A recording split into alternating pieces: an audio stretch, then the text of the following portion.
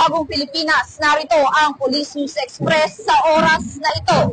Kasalukuyang naka-standby ang buong kapulisan mula sa iba't ibang unit offices upang matiyak ang seguridad at kaligtasan para sa ika-4 na State of the Nation Address ni Pangulong Ferdinand Bongbong Marcos Jr. sa paligid ng batasang pambansa.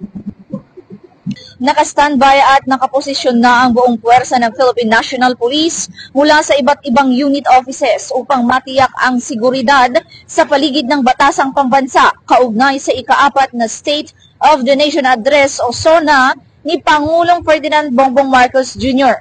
Tinatayang nasa 23,000 na miyembro ng kapulisan ang idineploy sa paligid ng Batasan Complex at mga kalapit na lugar bilang bahagi ng mas pinaigting na seguridad.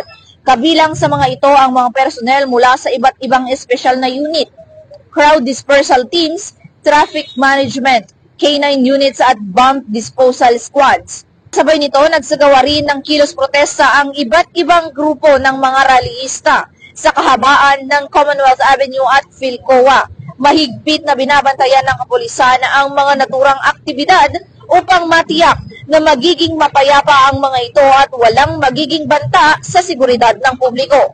Yes, sa RMFP, bahagi kami ng NCRPO contingent.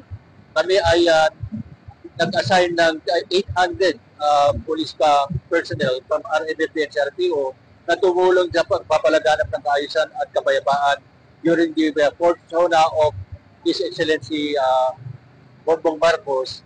At kami ay naghanda simulat sa Pulpa. Inihanda namin na hindi lamang yung kanilang physical, kundi ang kanilang emotion at kanilang mental.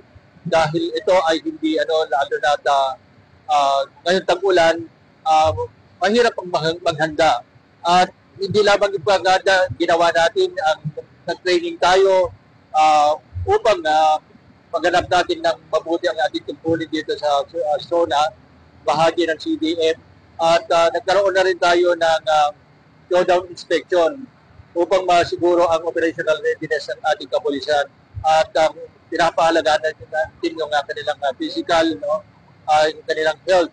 At meron tayong battalion health nurse na nandito ngayon upang bantayan ang kalusugan ng ating mga personnel. Ayon sa PNP, patuloy ang kanilang koordinasyon sa iba pang ahensya ng gobyerno para sa agarang pagresponde sa anumang emerhensya. Nakalatag na rin ang mga checkpoints, roadblocks at first aid stations sa mga kritikal na lugar. Tiniyak naman ni Police General Nicolas Torre III, ang Chief of the Philippine National Police, na mananatiling alerto ang buong puwersa ng kapulisan upang mapanatili ang kaayusan at seguridad sa buong panahon ng SONA. Mula rito sa kahabaan ng Commonwealth Avenue, ako si Patrol Human Femar Octaviano nagbabalita para sa Police News Express.